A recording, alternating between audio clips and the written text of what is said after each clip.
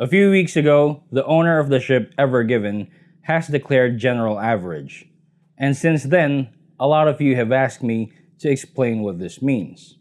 Basically, general average is a principle of maritime law dating back hundreds of years, and which basically dictates that the shipper and the ship owner are in a joint business venture, and that the ship would not be sailing on the voyage if it were not for the shipper's cargo.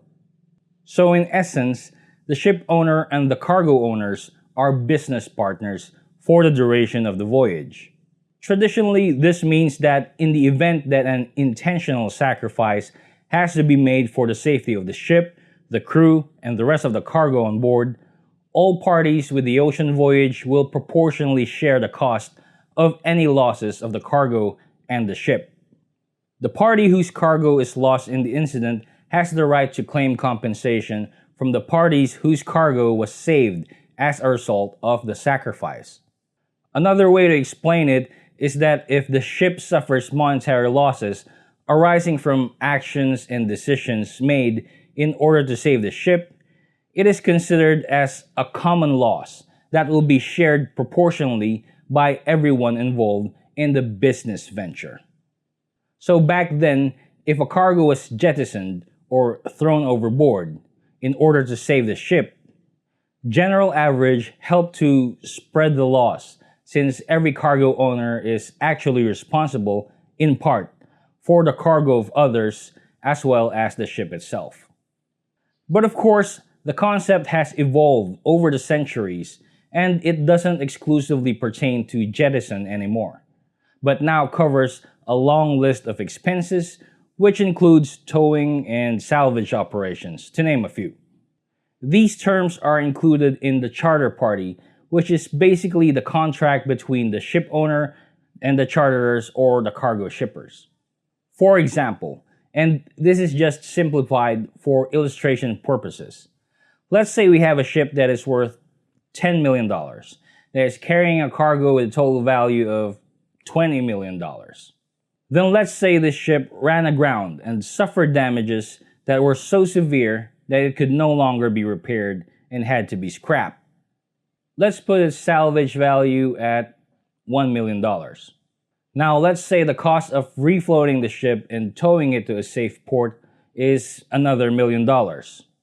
And because of the grounding, $7 million worth of cargo was destroyed. And finally, the administrative cost to resolve the incident was $500,000. To sum it up, here's what we have. Vessel and cargo value before the incident, $30 million. Vessel and cargo value after the incident, $14 million, which is now only 46.7% of the voyage value. Resolving the incident equals to $1.5 million, which is 5% of the voyage value. So the total losses amounts to $15.5 million. That's 51.7% of the voyage value. Normally, it would seem that the ship owner and the insurers will have to pay for all of this. But because of general average, the ship owner and the cargo owners are business partners. That's why everyone who had a stake on the ship's voyage, who still have undamaged assets on board, will have to chip in to pay for the total loss, based on the value of their property. For example, a shipper that had $1 million worth of cargo, of which $500,000 worth was destroyed, would get $500,000 in general average proceeds as compensation. This is because they suffered losses, which is why they have the right to claim compensation from the ship owner and other shippers who receive their cargo safely. However, the same shipper would also be charged $517,000 as general average costs, which is 51.7% of their cargo value prior to the incident. This is because they will still receive part of their cargo safely, which is why they will be required to pay their share of the total loss based on the value of their cargo. So that means another consignee that had $100,000 worth of cargo but had none of it destroyed would not get any general average proceeds and would be charged $51,700 in general average cost. Consequently, another shipper that had $100,000 worth of cargo and lost all of it would be entitled to claim $100,000 compensation in general average proceeds. They won't be paying anything else since their cargo was completely destroyed. Now, like I said earlier, this example is simplified just to give the basic idea. General average computations are actually very complex, which is why a general average adjuster is hired to determine the total loss amount.